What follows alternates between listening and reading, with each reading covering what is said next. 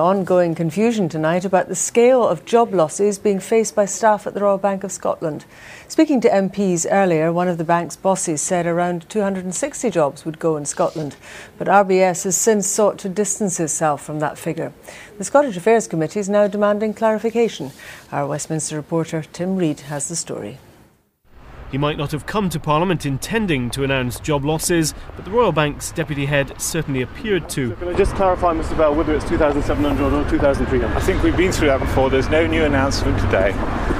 There's obviously a misunderstanding. Misunderstandings all round. His evidence to MPs was that RBS intends to cut 2,700 jobs. That's 400 more than had previously been made public. And the figure amongst the bank's 16,000 staff in Scotland, he said, was less than 300.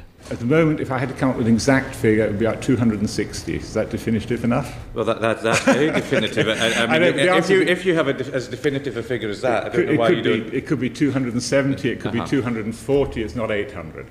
That precise figure took MPs somewhat by surprise and, it turns out, shocked the bank too. RBS says it has not and cannot put a precise figure on job losses in Scotland. It says Mr Pell was only trying to be helpful.